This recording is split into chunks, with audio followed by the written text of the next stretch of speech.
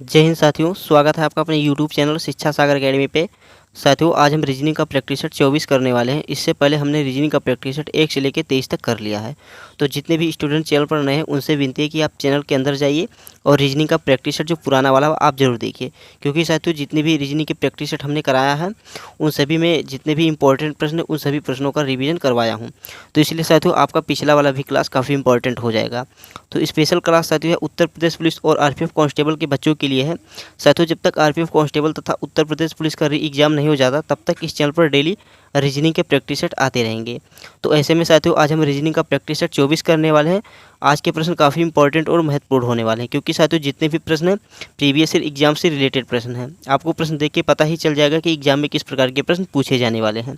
तो काफ़ी इंपॉर्टेंट प्रश्न है साथियों। उससे पहले आपसे विनती है कि अगर आप चैनल पर नए हैं तो चैनल को सब्सक्राइब करके बेल आइकन को ऑन कर दीजिए। साथ ही इस वीडियो का लिंक अपने दोस्तों के साथ शेयर करना मत भूलिएगा। तो चलिए साथियों बिना किसी समय को गंवाए हुए हम प्रश्नों की ओर बढ़ते हैं। साथियों स्क्रीन पे आपको प्रश्न नंबर 1 दिख रहा होगा।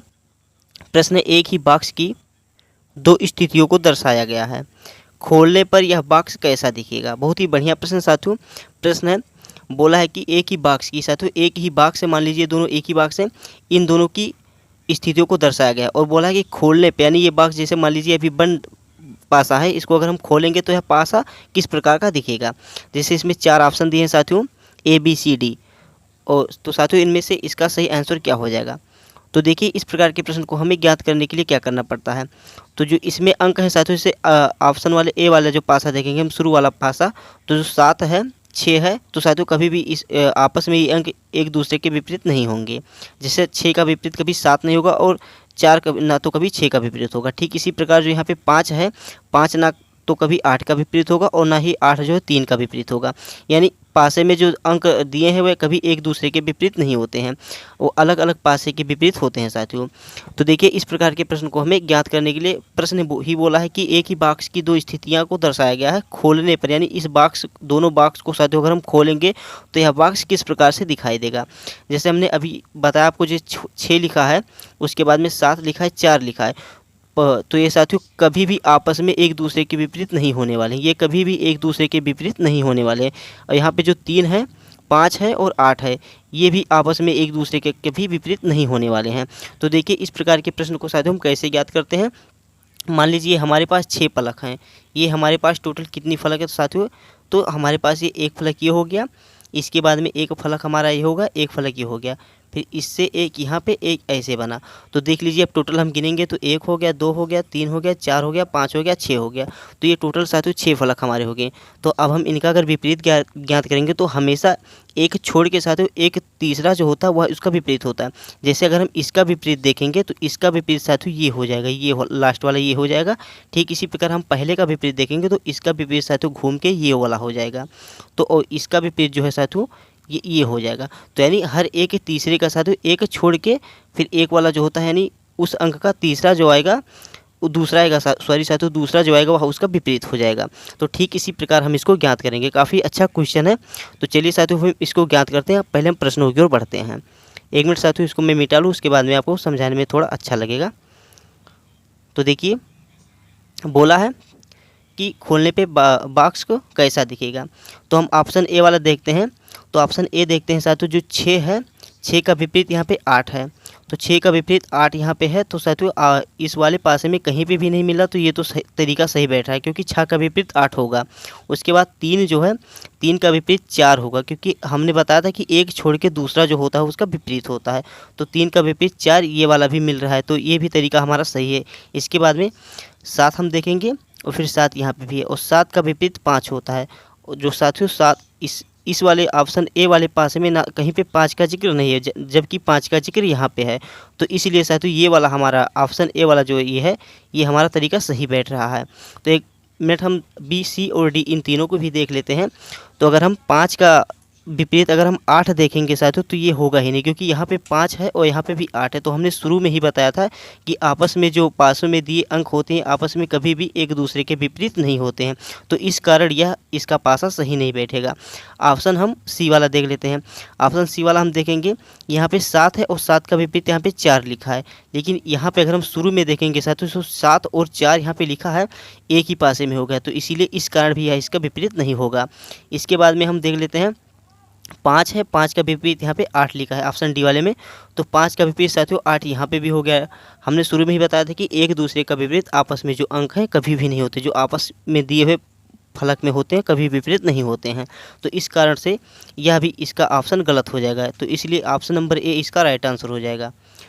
आशा करता हूँ आपको उत्तर समझ में आ गया होगा। अगर आपको उत्तर समझ में नहीं आएगा तो साथियों आप कमेंट बॉक्स में ज़रूर बताना, इसका मैं अलग से वीडियो बना के आपको बढ़िया से समझा दूंगा। चलिए अब हम प्रश्न नंबर 2 की ओर बढ़ते हैं।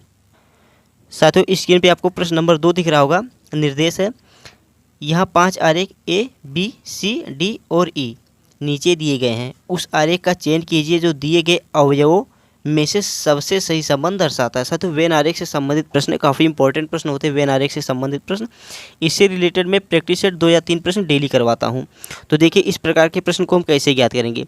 ऐसे प्रश्न को ज्ञात करने से पहले साथियों हम इनका देखेंगे आपस में संबंध बैठ रहा है कि नहीं बैठ रहा है। तो देखिए जो पहले क्या लिखा, धूम्रपान करने वाले, फिर इसके बाद में लिखा है आदमी, फिर यहाँ पे लिखा है धूम्रपान नहीं करने वाले। तो पहले हम क्या बनाएंगे साथियों, पहले हम बनाएंगे धूम्रपान करने वाले। पहले हम बना लिए साथियों, ये डायग्राम बना लिए हमने, क्या हो गया तो धूम्रपान करने वाले। ये साथियों किसका है, तो साथियों हम ये वाला बनाया है, ये हो गया धूम्रपान करने वाले। अब इसके बाद में हम बनाएंगे साथियों किसका हम बनाएंगे, तो बोला है आदमी, तो हम आदमी का बनाएंगे साथियों। जो तो धूम्रपान जो करते हैं कुछ आदमी ही करते हैं, ना कि सभी आदमी धूम्रपान करते हैं। कुछ व्यक्ति जो होते हैं साथियों धूम्रपान बिल्कुल भी नहीं करते हैं, तो इसीलिए साथियों ये वाला कुछ वाला डायग्राम बनेगा, यानी कुछ व्यक्ति जो हैं धूम्रपान करते हैं और कुछ व्यक्ति धूम्रपान नहीं करते हैं। अब इसके बाद में है, यहाँ पे है धूम्रपान नहीं करने वाले, तो हम क्या बनाएंगे, अब इसका धूम्रपान नहीं करने वाले पूछा है।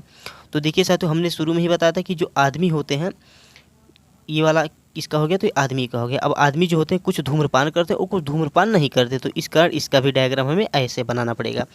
अब देखिए साथियों ये हो गया धूम्रपान नहीं करने वाले, ये नीला वाला जो हो गया ये आदमी का हो गया और रेड वाला हो गया धूम्रपान करने वाले।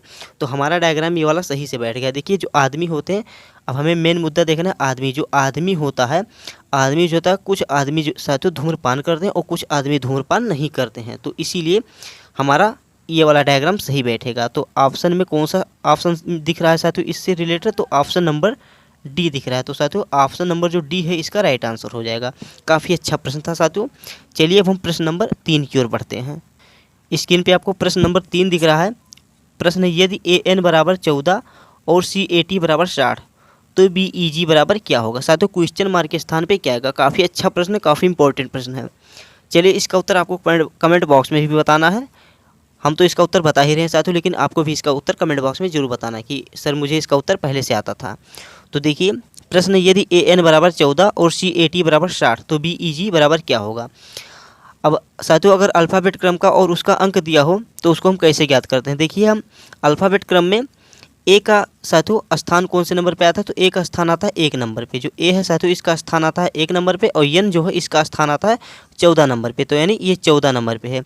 तो ये 14 नंबर पे हो गया साथियों, लेकिन यहाँ पे लिखा है 14।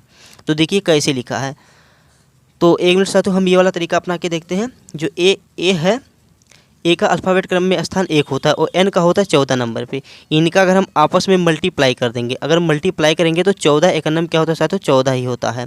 तो इस कारण ये वाला तरीका हम अपना के देखते हैं। अब चलिए देखते हैं हम सी ए टी बराबर 60 जो लिखा है इसका। तो देखिए साथियों सी लिखा है, ए लिखा है और टी लिखा है। तो सी का अल्फ़ाबेट क्रम में स्थान देखेंगे तो कौन सा स्थान आएगा साथियों, तीसरे नंबर पे आता है। उसके बाद में ए का आता है पहले नंबर पे और 20 नंबर पे आता है टी का। तो साथियों यहाँ पे हम 20 लिख देंगे। अब इनका आपस में हम मल्टीप्लाई करेंगे, 3 एकन्नम 3 होता है और 3 भी सही हम 60 होता है, यानी 20 या 60 होता है। तो साथियों तरीका तो बैठ गया है। तो हमारा इसी प्रकार से बी ई जी वाला भी आएगा। तो चलिए अब हम बी ई जी वाला देखते हैं। तो चलिए साथियों बी का अल्फ़ाबेट क्रम में स्थान कौन सा, तो साथियों बी का जो स्थान है, बी का स्थान साथियों होता है 2 नंबर पे। तो यहाँ पे हमने 2 लिख लिया। उसके बाद में ई का स्थान होता है साथियों 5वें नंबर पे, और जी का स्थान होता है साथियों G7, तो जी का स्थान होता है 7 नंबर पे। अब इनका आपस में हम क्या करेंगे, तो मल्टीप्लाई करेंगे, 2 पंचे 10 और 10 सते 70। तो साथियों क्या आया हमारा उत्तर आया 70। तो यहाँ पे क्वेश्चन मार्क के स्थान पे 70 हो जाएगा। ऑप्शन में ऑप्शन नंबर डी 70 दिख रहा है, तो साथियों ऑप्शन नंबर डी 70 इसका राइट आंसर हो जाएगा। काफ़ी अच्छा प्रश्न था। चलिए अब हम प्रश्न नंबर 4 की ओर बढ़ते हैं। साथियों स्क्रीन पे प्रश्न नंबर 4 दिख रहा है कि लुप्त संख्या को चुनकर संख्या श्रृंखला को पूरा करें। काफ़ी अच्छा प्रश्न। देखिए हमें संख्या श्रृंखला से रिलेटेड प्रश्न साथियों, देखिए इसको हम कैसे ज्ञात करेंगे। 599 67 लिखा है, फिर 599 64 लिखा है, 599 61 लिखा है, फिर 599 58 लिखा है, फिर यहाँ पे डैश के स्थान पे क्या आएगा। काफ़ी अच्छा प्रश्न है। देखिए इसको हम कैसे ज्ञात करते हैं। अब देखिए शुरू में हम देखेंगे साथियों जो 5 9 9 6, तो यहाँ यानी 59 96 यहाँ तक तो साथियों सभी अंक आपस में मिल रहे हैं। आप देखिएगा एक बार ध्यान से अगर देखेंगे साथियों, तो जो 59 96 है यहाँ तक तो आपस में सभी अंक मिल रहे हैं। यहाँ पर साथियों आपस में सभी अंक 59 99 तक आपस में सभी अंक मिल रहे हैं। यहाँ पे साथियों 6 यहाँ पे 5 है जो थोड़ा मिस्टेक हो गया है। अब देखिए यहाँ पे जो 599 तक यानी सभी अंक आपस में मिल रहे हैं। अब यहाँ पे हमारा 67 से 64 हुआ, 64 से 61 हुआ, 58 हुआ है। तो हमें लास्ट के 2 अंक को पकड़ना है, इससे हमारा उत्तर बहुत ही जल्दी पता चल जाएगा। हमें 599 से कोई मतलब नहीं है, बस हमें क्योंकि इससे मतलब नहीं है क्योंकि ये जो 599 है ये चारों जगह पे आपस में मिल रहे हैं। तो हम 67 64 61 और 58 इनसे हमें मतलब है। तो देखिए जो यहाँ पे 67 से 64 हुआ है तो क्या हुआ है साथियों -3 हुआ है।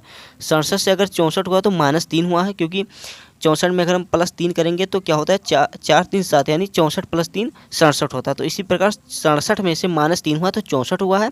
अब 64 में से अगर हम -3 करेंगे, क्या करेंगे -3 करेंगे तो साथियों 61 हो जाएगा। अब ठीक इसी प्रकार 61 में से अगर -3 हुआ है यहाँ पे तो 58 होगा, -3 यहाँ पे भी हुआ। तो यानी हमें पता चल गया कि हमारी श्रृंखला किस प्रकार से बढ़ रही है। तो -3 -3 -3 इस प्रकार से हमारी श्रृंखला बढ़ रही है। तो साथियों अब हम 58 में से -3 कर लेंगे। 58 में से अगर हम -3 करेंगे तो हमें मिलेगा साथियों 55 मिलेगा। अगर हम 58 में से -3 करेंगे तो क्या मिलेगा 55 मिलेगा। तो यहाँ पे हमारा उत्तर क्या आ जाएगा साथियों, यहाँ पे हमारा उत्तर आएगा 59 9 5 59 9 5 5, ये हमारा उत्तर आएगा। तो ऑप्शन में कौन सा ऑप्शन साथियों मिल रहा है, तो ऑप्शन में ऑप्शन नंबर सी मिल रहा है। तो ऑप्शन नंबर सी इसका राइट आंसर हो जाएगा। कुछ नहीं हुआ साथियों, सभी अंक में -3 -3 -3 होते हुए चला गया है। तो इसी प्रकार से हमें लास्ट में भी -3 करना था, तो -3 करने से हमारा उत्तर आ गया है। चलिए हम प्रश्न नंबर 5 की ओर बढ़ते हैं। आशा करता हूँ आपको इसका उत्तर समझ में आ गया होगा। स्क्रीन पे आपको प्रश्न नंबर 5 दिख रहा है साथियों, डायरेक्शन एवं डिस्टेंस से रिलेटेड प्रश्न है। काफ़ी इंपॉर्टेंट प्रश्न है क्योंकि एग्जाम में इस प्रकार के प्रश्न पूछे जाते हैं। तो इसीलिए प्रैक्टिस सेट में साथियों मैं बदल के प्रश्नों को करवाता हूं, इससे आपको साथियों सभी चैप्टर के प्रश्न क्लियर हो जाएं। तो देखिए प्रश्न नंबर 5 है, बोला है अभिजीत अपने घर से निकलता है और उत्तर पश्चिम में, साथियों दिशा क्या है, तो उत्तर पश्चिम दिशा है। उत्तर पश्चिम दिशा में 30 मीटर चलता है। इसके बाद वह दक्षिण पश्चिम दिशा में 30 मीटर चलता है। फिर साथियों कहाँ पे जाता है, तो दक्षिण पश्चिम दिशा में 30 मीटर चलता है। फिर इसके बाद वह दक्षिण पूर्व दिशा में 30 मीटर चलता है। इसके बाद वह उत्तर पूर्व दिशा में 30 मीटर चलता है। अब वह अपने घर से कितनी दूरी पे है, साथियों दूरी पूछा है, बस कुछ नहीं करना है हमें। इसका उत्तर चलिए हम सॉल्व करते हैं। पहले हम साथियों दिशा बना लेते हैं। देखिए हमारे हो गया दिशा उत्तर हो गया, इसके बाद में हमारा नीचे वाला दक्षिण हो गया, ये हमारा हो गया पूरब हो गया, और ये हमारा हो गया पश्चिम हो गया। अब इनके बीच में साथियों हमारी 4 दिशाएँ पाई जाती हैं। अब जो ये दिशा होगी साथियों तो ये पश्चिम उत्तर हो गई, क्या हो गई, तो इसको हम पश्चिम उत्तर भी कहेंगे, इसको हम उत्तर पूर्व कहेंगे, इसको हम दक्षिण पूर्व कहेंगे, और इसको हम पश्चिम दक्षिण कहेंगे। तो इसी प्रकार से इसको हम ज्ञात करेंगे। अब देखिए बोला है अभिजीत अपने घर से निकलता है। मान लीजिए साथियों, एक मिनट हम इसका कलर चेंज कर लें। तो चलिए साथियों देखिए अब क्या है, बोला है कि अभिजीत अपने घर से निकलता है। तो मान लीजिए अभिजीत का ये घर हो गया। अब बोला अभिजीत अपने घर से निकलता है, उत्तर पश्चिम दिशा में 30 मीटर चलता है। कहाँ पे चलता है, तो बोला उत्तर पश्चिम दिशा में। तो उत्तर पश्चिम दिशा हमारी क्या हो जाएगी, तो ये हो गई। अब उत्तर पश्चिम दिशा में कितना चलता है, तो 30 मीटर चलता है, 30 मीटर चला। अब उसके बाद में बोला है इसके बाद वह दक्षिण पश्चिम दिशा में 30 मीटर चलता है। अब साथियों अब ये यहाँ पे पहुँच गया। अब यहाँ से बोला है कि दक्षिण पश्चिम में 30 मीटर चलता है। अब यहाँ पे साथियों ये आया, फिर यहाँ पे भी साथियों 30 मीटर चला, यानी दक्षिण पश्चिम में ये आ गया। अब इसके बाद में बोला है इसके बाद वह दक्षिण पूर्व दिशा में, कहाँ पे तो साथियों दक्षिण पूर्व दिशा में 30 मीटर चलता है। तो अब यहाँ से साथियों यह गया दक्षिण पूर्व दिशा में, कितना चला तो 30 मीटर चला, कितना तो 30 मीटर चला। अब बोला है कि वह उत्तर पूर्व दिशा में 30 मीटर चलता है। अब साथियों या वह कहाँ पे जाएगा तो उत्तर पूर्व दिशा में 30 मीटर जाएगा, कितना जाएगा तो 30 मीटर उत्तर पूर्व दिशा में जाएगा। अब बोला है कि वह अपने घर से कितनी दूरी पे है।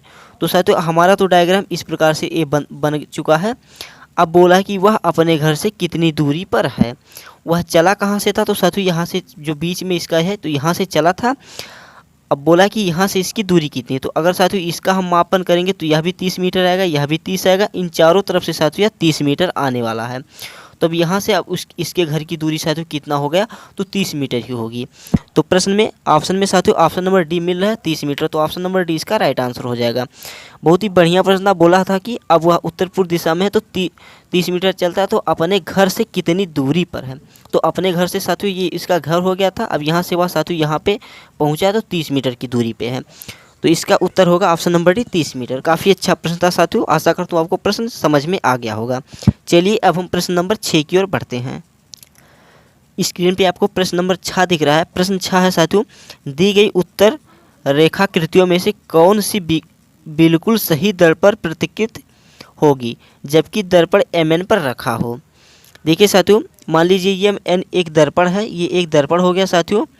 इस दर्पण पे ये वस्तु रखा है, यानी ये जो जग है साथियों रखा है। अब बोला है कि इसका दर्पण प्रतिकृति यानी इसका प्रतिबिंब, इसका उल्टा कौन सा ऑप्शन बनेगा।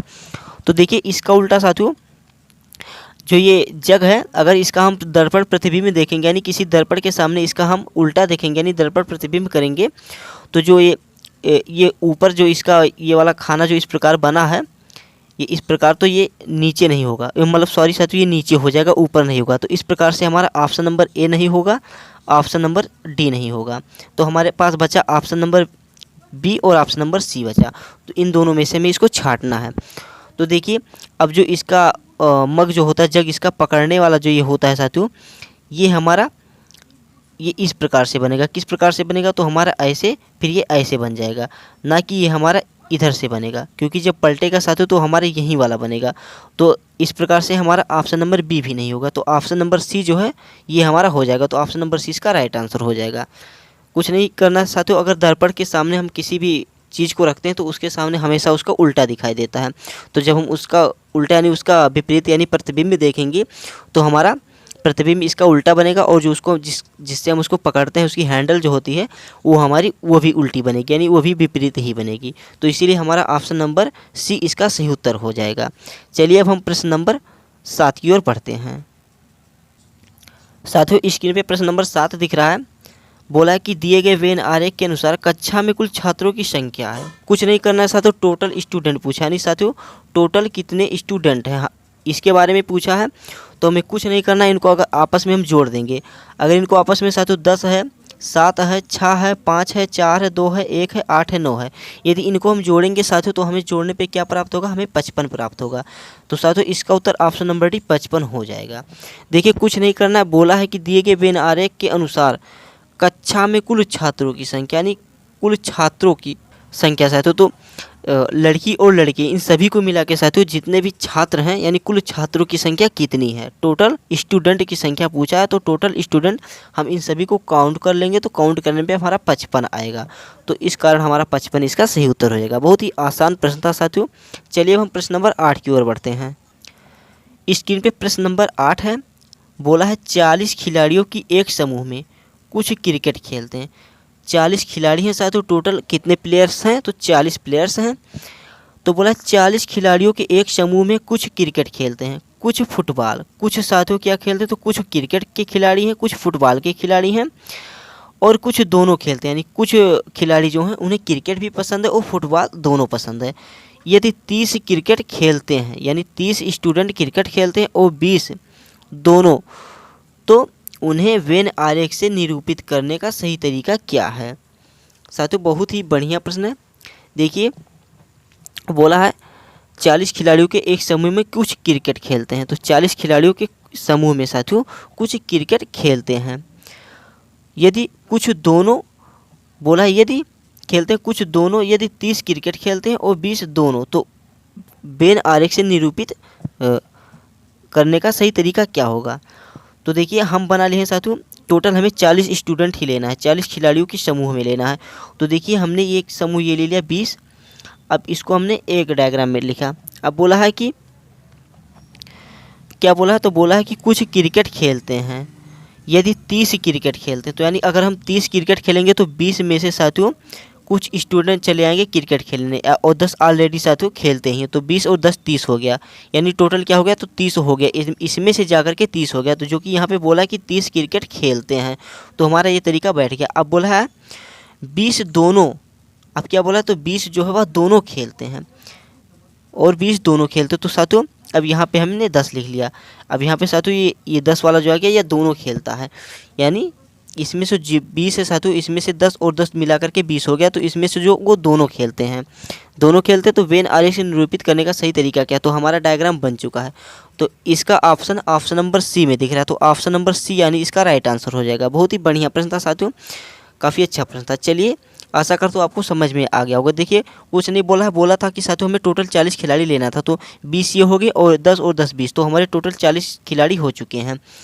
तो बोला था इसमें से कुछ फुटबॉल खेलते हैं और कुछ दोनों। तो कुछ साथियों क्या खेलते हैं, तो फुटबॉल खेलते हैं, कुछ दोनों। जो कि हमारा लास्ट में जो 10 है, इसमें से हमने कुछ फुटबॉल और कुछ क्रिकेट दोनों का हमने ले लिया। तो ये वाला हमारा तरीका, इसीलिए लास्ट वाला ये हमारा इस प्रकार से बना। और फिर बोला यदि 30 क्रिकेट खेलते हैं, एग्जाम साथियों कन्फ्यूज करने के लिए एग्जामिनर यहाँ पे 30 दे दिया है कि बच्चे कन्फ्यूज हो जाए। तो साथियों हमें कुछ नहीं करना, जो 30 क्रिकेट खेलते हैं, 20 तो ऑलरेडी क्रिकेट खेलते हैं, लेकिन अब 10 जो हैं वह कुछ फुटबॉल और क्रिकेट दोनों खेलते थे। तो यहाँ पे हमने 10 वाला कूच वाला डायग्राम बना लिया। तो इससे हमारा 30 क्रिकेट भी खेलने लगे और 20 दोनों खेलते हैं। तो इस प्रकार से साथियों हमें 40 प्लेयर्स भी पता चल गए, और ऑप्शन नंबर सी जो है इसका राइट आंसर हो जाएगा। चलिए अब हम प्रश्न नंबर 9 की ओर बढ़ते हैं। साथियों स्क्रीन पे प्रश्न नंबर 9 है। प्रश्न है 7 मित्र हैं PQRSTUV, प्रत्येक की ऊंचाई अलग अलग है। P केवल U और R से लंबा है, R U से लंबा है, Q S से लंबा है, लेकिन T से छोटा है। T सभी में सबसे लंबा नहीं है। Q और R की ऊंचाई के बीच कितने लोगों की ऊंचाई है? देखिए काफ़ी अच्छा प्रश्न। देखिए इसको हम कैसे सॉल्व करेंगे। अब हमारा प्रश्न साथियों कहाँ से स्टार्ट होता है? हमारा प्रश्न यहाँ से स्टार्ट होता है। जो बोला है P जो साथियों केवल U और R से लंबा है। P किससे लंबा? तो U और R से लंबा। तो हमने यहाँ पे लिख लिया साथियों P जो है U और R से लंबा है। तो हमने P लिखा। अब हमें U और R में संबंध देखना है कि अभी इससे बड़ा और छोटा कौन है। अब यहाँ पे भी लिखा है कि R U से लंबा है। अब R जो है U से लंबा है, तो R जो है साथियों ये यहाँ पे हो जाएगा और U जो है यहाँ पे हो जाएगा। तो R U से लंबा है। Q S से लंबा है लेकिन T से छोटा है। प्रश्न क्या है साथियों? Q जो है S से लंबा है लेकिन T से छोटा है, यानी Q जो है S से लंबा है। तो Q को हमने यहाँ पे कर लिया, यानी Q जो है हमने यहाँ पे लिख लिया, और S से छोटा है, यानी Q जो है S से लंबा है। तो हमने यहाँ पे S लिख लिया क्योंकि S से लंबा है। T से छोटा है, तो T से छोटा है तो T बड़ा हो जाएगा, तो T हमने यहाँ पे लिख लिया। T से छोटा है, T सभी में लंबा नहीं है, तो सही सा तो T सभी में लंबा नहीं है। अब प्रश्न बोला है Q और R की ऊंचाई के बीच कितने लोगों की ऊंचाई है। अब हमें यहाँ पे Q देखना है और R देखना है, इन दोनों के बीच में टोटल कितने लोग ऊंचे हैं। तो साथियों U और T बचे, कौन बचा? U और T बचा। तो टोटल साथियों 2 लोग लंबे हैं। तो ऑप्शन में साथियों ऑप्शन नंबर बी 2 है, तो ऑप्शन नंबर बी इसका राइट आंसर हो जाएगा। बहुत ही बढ़िया प्रश्न था साथियों, प्रश्न को ध्यान से पढ़ना था। बोला था P केवल U और R से लंबा है, तो P हमने यहाँ पे लिख लिया और U और R से लंबा कर दिया। अब बोला है R U से लंबा है, तो R जो है साथियों U से लंबा है, सही बात है। अब उसके बाद में बोला Q S से लंबा है, Q S से लंबा लेकिन T से छोटा है, तो T को हमने यहाँ पे कर दिया और Q को S से हमने लंबा कर दिया। अब क्या बोला है? T सभी में लंबा नहीं, तो T सभी में लंबा नहीं है साथियों, या बी अंत से तीसरे नंबर पे आ रहा है। अब बोला Q और R की ऊंचाई के बीच में कितने लोगों की ऊंचाई है, तो Q और R के बीच में साथियों टोटल 2 लोग की ऊंचाई है। तो और उन 2 लोग कौन है? तो U हैं और T हैं, इन दोनों की ऊंचाई है साथियों। तो इसी कारण हमारे ऑप्शन नंबर बी इसका सही उत्तर हो जाएगा। साथियों बहुत ही बढ़िया प्रश्न था, काफ़ी लाजवाब प्रश्न था। चलिए अब हम प्रश्न नंबर 10 की ओर बढ़ते हैं। साथियों प्रश्न नंबर 10 है, बहुत ही बढ़िया प्रश्न है, काफ़ी इंपॉर्टेंट प्रश्न है साथियों, काफ़ी इंपॉर्टेंट प्रश्न। देखिए प्रश्न है, उस उत्तर आकृति का चयन करें जो प्रश्न आकृति में चिन्ह की जगह ले सके। काफ़ी अच्छा प्रश्न। देखिए प्रश्नवाचक चिन्ह पे हमारा कौन सा चिन्ह आएगा। देखिए इसको हमें सॉल्व करने से पहले क्या करना है, कुछ नहीं साथियों, केवल हमें एक ही चीज़ अगर पकड़ लेंगे तो उसी से इसका उत्तर हमें पता चल जाएगा। अब देखिए जो यहाँ पे ए वाले में जो ये वाला चीज़ है, ये किस तरफ घूमा है, तो साथियों इस प्रकार से घूमा है। ये पहले साथियों इस प्रकार से घूमे हैं, इनको हम देख रहे हैं। और फिर यहाँ पे जो साथियों यह ऐसे घूम गया, ऐसे घूमा है, ये इस प्रकार से घूम चुका है। फिर यहाँ पे तीसरे वाले में देखेंगे तो तीसरे वाले में इस प्रकार घूमा है, और चौथे वाले में साथियों अभी घूम के ऐसे हो गया है। तो साथियों एक तरफ घूमता है, फिर एक तरफ दूसरी तरफ घूमता है, यानी आमने सामने घूम रहे हैं। तो हमारा ऑप्शन नंबर डी में अब साथियों यहाँ पे जो साथियों ये यहाँ पे कैसे घूमा, ऑप्शन नंबर सी में जो साथियों ये इस प्रकार से घूमा। तो हमारा अब ऑप्शन नंबर डी में ये इस प्रकार से घूम जाएगा, ऐसे घूमेगा, क्योंकि यहाँ पे साथियों ये इस प्रकार से घूमा है, तो यहाँ पे सीधी सी बात है इस प्रकार घूमेगा। तो इस प्रकार कौन से ऑप्शन में दिख रहा है, तो ऑप्शन नंबर डी ए में दिख रहा है। तो साथियों ऑप्शन नंबर ए इसका राइट आंसर हो जाएगा। काफ़ी अच्छा प्रश्न था, आशा करता हूँ साथियों आपको उत्तर इसका समझ में आ गया होगा। बस साथियों प्रश्न यहीं तक थे, आशा करता हूँ आपको वीडियो अच्छा लगा होगा। अगर आपको वीडियो अच्छा लगा है तो प्लीज़ आप वीडियो को लाइक कर दीजिए। साथ ही अगर आप चैनल पर नए हैं तो चैनल को सब्सक्राइब करना मत भूलिएगा, और जितना हो सके साथियों इस वीडियो का लिंक अपने दोस्तों के साथ शेयर खूब कीजिए, क्योंकि साथियों जब आप शेयर करेंगे तो मुझे और भी मोटिवेशन मिलेगा, मैं और अच्छे अच्छे प्रैक्टिस सेट लेके आऊँगा, जिससे आप एग्जाम में बढ़िया और बेहतरीन स्कोर करके आएँ। और साथियों अगर वीडियो में हमसे कहीं पे कोई गलती हुई है तो उसको आप कमेंट बॉक्स में बताएं, मैं उसको सुधारने का प्रयास करूँगा। तो आशा करता हूँ साथियों जितने भी प्रश्न कराए हैं अपने मन से बढ़िया और बेहतरीन ढंग से कराए हैं, आपको समझाने की कोशिश किया हूँ। तो आशा करता हूँ आपको समझ में भी आया होगा। यदि आपको कोई प्रश्न समझ में नहीं आया है तो आप मुझसे कमेंट बॉक्स में बता दीजिएगा, मैं उसको सुधारने का प्रयास करूँगा। तो चलिए साथियों मिलते हैं कल वाली वीडियो में, लेकिन उससे पहले विनती है कि आप चैनल को सब्सक्राइब कर लेना, और वीडियो को जितना हो सके उतना अपने दोस्तों के पास शेयर जरूर करना साथियों। यदि आप सब्सक्राइब नहीं कर पाते तो वीडियो को अपने दोस्तों के पास शेयर जरूर कर दीजिए। मैं आपसे नहीं कहूँगा कि आप सब्सक्राइब कर लें, बट साथियों वीडियो को आप शेयर कर दीजिए और लाइक करना मत भूलिएगा। चलिए अब हम मिलते हैं कल वाली प्रैक्टिस सेट में। कल हम प्रैक्टिस सेट 25 करने वाले हैं। कल वाली प्रैक्टिस सेट काफ़ी शानदार रहने वाली है, तो कल वाला क्लास आप देखना मत भूलिएगा। तो चलिए साथियों मिलते हैं कल वाली वीडियो में, तब तक के लिए जय हिंद, जय भारत, वंदे मातरम। अपना ख्याल रखना, टेक केयर, बाय बाय।